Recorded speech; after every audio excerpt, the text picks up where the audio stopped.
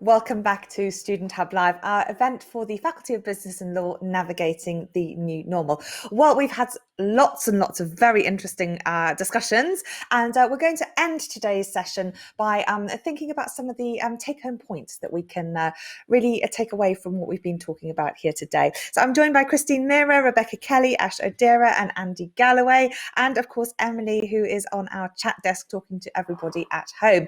So we've covered lots of different topics. You'll recognise my guests hopefully from earlier. Christine, my first question is to you. And I wanted to know how you thought the pandemic would affect businesses' attitudes to change in the longer term. I think that's a really good question. I think we've heard from people about how they've changed their professional lives. They've been in businesses that have changed their ways of working. We've heard also students who've had to change, their setups at home in order to manage, work, life, home, everything together. So we've seen so much changes going on, and we've talked about, these big societal changes, potentially legal changes, so many changes, and businesses. Really, if they're going to succeed, we've been talking about the pace of change in business for so long now, but it is just speeding up dramatically, and it has sped up even more over the past 15 months.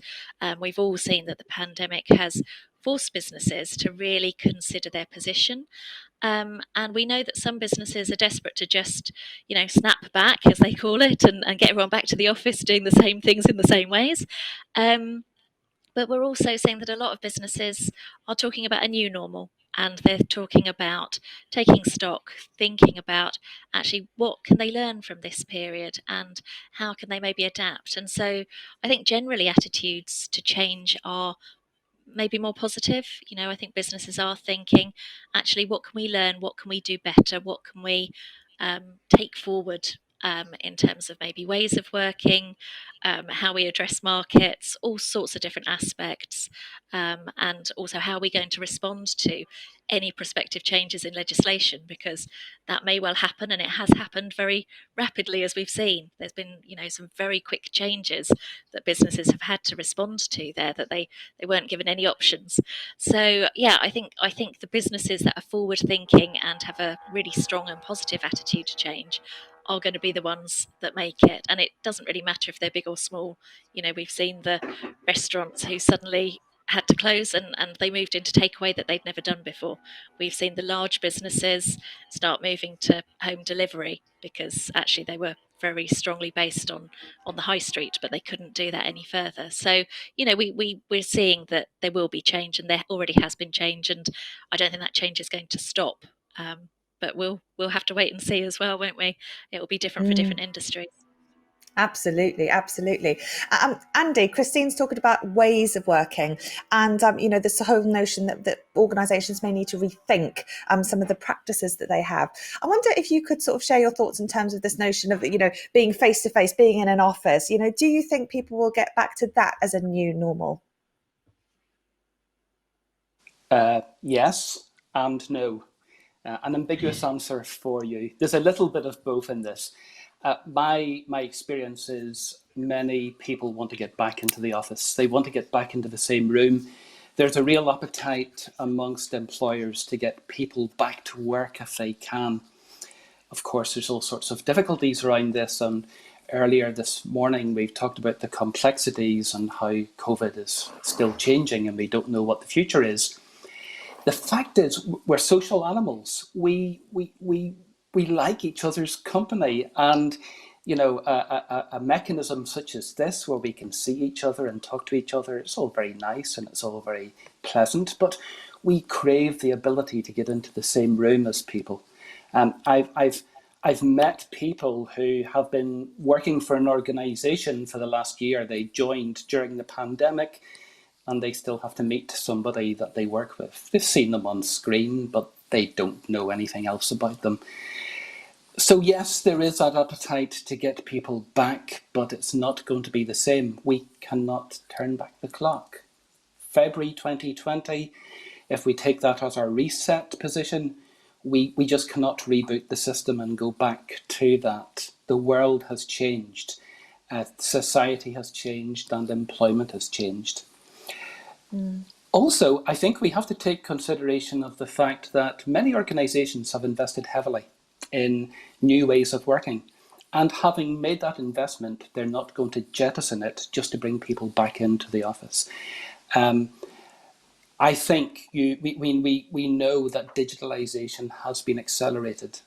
Digital working would have happened anyway. Many organisations in the last decade have moved increasingly to file sharing and getting rid of their paper files and moving to online and cloud storage. That has been accelerated because obviously we have to share files online, but also the video conferencing suite it would have happened, and it has been sort of growing momentum actually really for the last 15 years at least. But I think it is now here to stay. And where organisations are now paying a big licence fee to an online video provider, they're not going to cancel, because there's also efficiency savings. I mean, we don't need to jump on a plane, as I said earlier. We don't need to. I would have typically have spent a whole day travelling somewhere for a meeting that lasted between 1 and 2 hours. That's not efficient. It's not efficient use of my time. So yeah, I think there is that element of, no, we're not going back to the way things were, but there's also things we need to touch on. How do you onboard people? You know, that's a real challenge. How do you meet your team? How do you get together? How do you actually build that relationship with the rest of the people you work with? And also, there's some real challenges that organisations are starting to struggle with. Not all training can be done online. There's mandatory training that needs to take place with a hands-on approach. People need to be in a room with a trainer or on a site with a trainer. It just all cannot be done digitally. So there is going to be those aspects of getting back face-to-face. Certainly, I think if you look at Open University as an organisation, I think we've demonstrated we went completely digital from a blended learning approach. All of us tutors are all itching to get back into a classroom and meet students face-to-face. And we all look forward to the day we can do that. But I think the blend is the future, and so it's going to be a mix of both the old and the new. I think that's where the future is going to be. So there've been a lot of shifts in terms of what we do and how we do it, but also from a legal perspective, there are implications in terms of employees. Rebecca, I wonder if you might sort of share your thoughts on what's happening right now in terms of, furlough ending and organisations really restructuring and rethinking who is essential in the workforce, and what that might mean perhaps in terms of, potential redundancies as these businesses reshape the way that they operate. Yeah, no, you're absolutely right. So yeah, in any period where there's significant change, redundancy is always something that is potentially more in focus. And there are actually, going back to what we were talking about earlier in terms of equality issues and societal equality, some quite worrying developments that are potentially being seen. So there's some research by the Citizens Advice Bureau looking into redundancies and people's views on whether they're being targeted or how at risk they are. And there certainly appears to be some indication of a trend that it could be people who have perhaps been clinically vulnerable, the people who have been caring for young children or people at home, or people who have a disability who are potentially being more often selected for redundancy processes. There's also at least a perception that people who have made complaints about health and safety or attempted to whistleblow about concerns, or have perhaps asked for that flexible working that we were talking about in the earlier session, they also consider that they have been targeted. So, some quite interesting developments there. And that Citizens Advice Bureau report, An Unequal Crisis, it was published in 2020. It's actually got some really interesting insights in there, and it's a really interesting read for people to reflect on. But Rebecca, shouldn't there be laws that sort of prevent some of those unfairnesses being made? Like, isn't that what the law's there for, to protect the vulnerable? That is also a very good point, and the answer is yes. We have in theory at least, very strong legal protection against these things. So in terms of selecting people for redundancy, there are certain things that would make it unfair. So, for example, if they have been selected because of something to do with a disability inappropriately, or if they've made those requests for flexible working, or if they have raised concerns, all of those types of things would be unfair reasons for selection. But there are issues, unfortunately. It comes back to what we talked about earlier about the law in principle and the law in practice, so just how effective it actually is. So with a lot of the rights that we've been talking about in general today, including this, it is notable that there isn't a public enforcement body. So there isn't any centralised body that monitors labour practices, for example, in a lot of the different areas. What that means is that we tend to rely on individuals, hopefully maybe their unions as well, but individuals and their unions raising concerns and doing so in an effective way. And that can take quite a lot of confidence on the part of individuals, particularly people who are vulnerable, perhaps in that less secure employment that we've been talking about. Those are all factors in terms of people's confidence in actually raising these complaints. And the other thing that's been a problem for a while is when it comes to actually making a complaint in a tribunal or in a court, there's historically been quite a big backlog in terms of getting these things dealt with. And unfortunately, the pandemic has only actually increased the backlog. So there is a very large number of claims that need to be made. And while people are waiting to make those claims, assume that they're confident enough to do so, we could be getting gaps in terms of the justice system actually providing a protection that we want it to. So it comes back to our age-old question, the law is really about society and how well we respect things. The law is there as the last resort. It sets the basic requirements, as we said.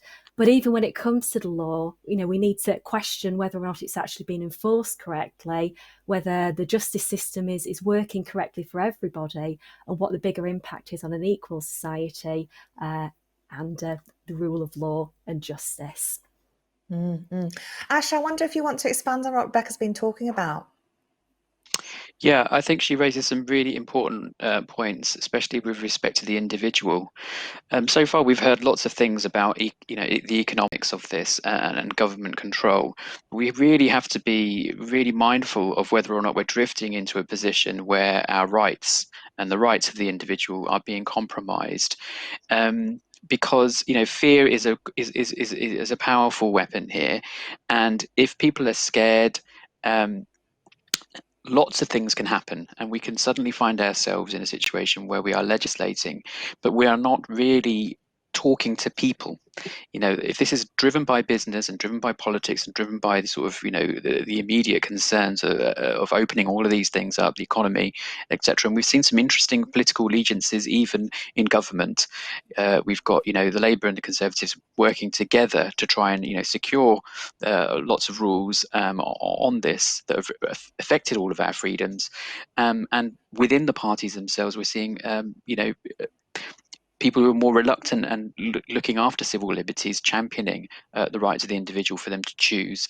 And ultimately, this is just going to potentially lead to further discrimination that was already there in the past. Mm-hmm. Absolutely. And lots of different feelings coming up about this. Sarah says some people feel anxious about traveling and mixing with people. So for some individuals, there's a real anxiety around just getting out and about. But for other people, Joyce is saying that, before the pandemic, she knew a few people, but after the pandemic, she's met lots of new people, and it's made her feel really good about that.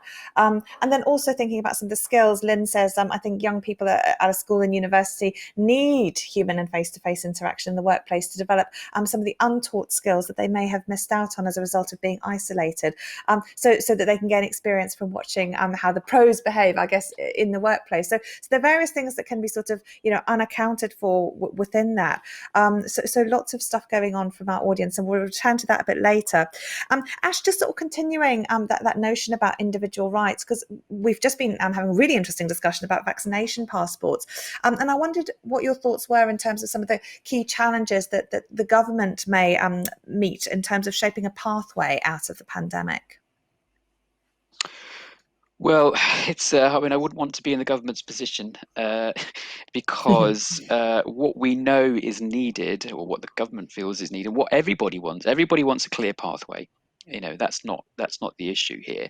It's how we go about it, and what rights and restrictions we trade off in order to secure those rights to open up that pathway.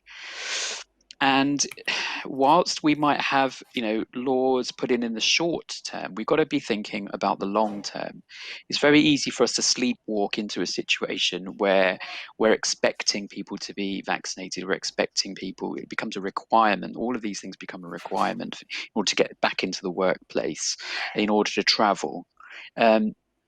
We've really, really got to be thinking about the longer term impacts of this, and I think that's where the challenges lie. There are lots of people who still, object to restrictions in the debate that we had about vaccinations, whether it's on cultural or religious grounds, and those people are going to be suffering because there will be, again, potential discrimination happening. Absolutely. I wonder, Rebecca, if you might like to pick up on any of those points. In terms of the so yes, it is an interesting one how as a society we go forward and try to stop some of these divides from actually potentially separating us further. And I think Ash makes a very important point that actually some of these things existed before the pandemic. It's just that the pandemic has perhaps exacerbated how some of these things have been perceived, and perhaps how dramatic some of those divides actually are. I think a point that was picked up by Charlotte and Ash earlier is perhaps the education side of things. So in terms of anything that is pushed from the government, I think that will probably only have to be done potentially as a last resort, really. If we look at the law around this area, forcing people in particular directions tends to only be done where education hasn't managed to bring the risks down to an acceptable level for everybody. So I think the key thing going forward is how we make sure that the messages that people are receiving are accurate, that people are confident in raising questions, raising concerns, and just a general idea that everybody feels like they're being represented and involved in the decision-making process, whether that happens centrally in particular business areas or particular regions as well. And it's a really important thing that society is thinking about at the minute. And actually digitalisation has the potential to open up people's involvement in those types of things in quite exciting ways. It really is a massive time of change for business, but also society as a whole. And it's going to be really, really exciting to see what happens. And it relates to all those issues we were talking about a bit earlier about, the changing nature of business needs and how organisations really need to sort of work with employees. That notion we were talking about earlier about well-being being so paramount as one of the perhaps areas that we hadn't considered as much of in the past before, but that's absolutely pertinent now. Andy, Christine, I wonder if you might want to come in on that point. Christine? Yeah, I mean, I think I'm really picking up what Rebecca was saying about, having more involvement and letting everyone be part of the decision making. They may not be able to sway the decision making. They may not have a loud enough voice, but for everyone to feel that they've had their say and that they've been included, I think is really important. And from a business lecturing perspective, I think of the stakeholder view where we try to get as many different stakeholders represented, have their opinions in play so that a better decision can be arrived at. You do better decision making when you know what everybody might feel about it, rather than wait for the fallout afterwards. And I think it's difficult because at the moment a lot of decisions have had to be made very quickly. But yes, digital technology really facilitates us all to be involved and to have a say, and to hopefully have the channels to have a say formally, as opposed to maybe in our own social media little echo chambers, but to have a formal say in a more representative and more sensible way. And we've certainly had lots of different opinions from people at home today in terms of some of the topics we've discussed. Emily, I wonder if we might come to you just for some final thoughts as we're going to close the event today, and just see how everyone is doing at home. And also, if you haven't filled in our map to let us know where you are, please do that so that we can see where the viewers are. And final call to add some of the things that you're going to take away, or things that you've learnt from this session also. Emily. Hi, yeah, this has been a fascinating session. Not only thank you to the speakers, but also just the chat that it's generated. So it's really great as well that everyone's been coming forward with lots of varied opinions. So people who understandably are really, are really enthusiastic about everyone taking the vaccine, as I think we all are. But then again, looking at the other side of things, the fact that we have to have a conversation, so not vilifying people for their opinions, that sort of thing. But yeah, in terms of some interesting comments that I wanted to mention, David also mentioned, and this isn't something I'm familiar with, but he was talking about the Equality Act and the fact that if there is, if we implement legislation and there is any form of discrimination, some of the processes, I mean, we have to, follow these processes. But as you've been saying, it's not straightforward. It's something that we can try and argue our case, but it's not foolproof. There can still be cases of discrimination where people maybe aren't heard. So I guess from what everyone's saying, it's a work in progress. And just to sort of sum that up, Jeanette said, and I agree completely, there are no easy answers. We're learning every day and adapting to changes as they come along. And I think that sounds like a really, really reasonable response, Jeanette. So thank you. Absolutely. There's been some brilliant discussion as well. And we can have a look at some of the things that you're going to take away from today's session in our widget. So we're going to look at what 3 things are you going to take away today. Let's see what you had to say. So many different things. The key thing is about information, meeting tutors, appreciation of biscuits. Yes, I think they're very important. I certainly enjoyed mine in the break. Students' perspectives, being inspired, views of tomorrow, new perspectives. But most importantly, it seems meeting other students and meeting people, gaining ideas, student sociability, motivation for a TMA, that's great, insight to learn, to feel connected, and to feel heard, which I think is really, really important. So I hope that you've gained a lot from today's session today. And we're also going to look at what you've most enjoyed from the session. So do fill those remaining widgets in if you haven't already done so. But that's absolutely fantastic, Emily. And thank you so much for all your conversations with everybody at home. It certainly has been a very interesting discussion. So let's see what you most enjoyed from this session. I think we've got one more widget to show people here. So what are you going to take away from the event? Here's what you said. The key things were flexibility, but also about feeling connected, feeling heard, sense of community, which is wonderful, an ethical perspective, value of diversity, remote working preparedness, joys of listening, a desire to learn, overcoming challenges, and sense of thinking, digitalization, fairness, and embracing the new normal, which I think is a lovely note to finish on from that.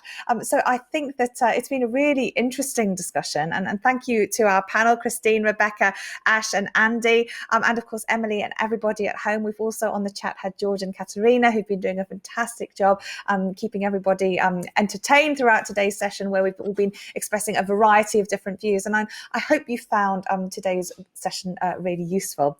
Vanessa, I know, has been putting a link to the survey in the chat. We just have a very quick survey. We like to know what you think. You can also send us any feedback to studenthub@open.ac.uk if there's anything else you'd like to look at. We run many events throughout the academic year. Some are faculty-based, like today's one has been. Tomorrow we have an event for another faculty, Wellbeing, Education, Language and Sport, where we're taking a look at resilience. We'll also be talking a lot about lockdown. Everybody is welcome to any of these events. So if you've enjoyed talking today, you might like to come along tomorrow, see the website for more information. We also have a lot of study skills workshops that we hold in our tutorial space, Adobe Connect, and those are hour-long structured workshops that look at everything from critical thinking to essay planning and writing and time management. So do make sure you check those out. You can also go onto our mailing list where you'll find out monthly about what we've got in store for you. So do make sure that you check your email on that in the website if you'd like to be involved also. So on behalf of everyone here at Student Hub Live, I'd like to say thank you all very, very much for coming along today. I hope you've enjoyed it. The catch-up of the videos will be available soon. And thank you so much for all being such a wonderful, friendly bunch of people. It has been really, really lovely to connect with you here today. I'll see you very soon. Bye for now.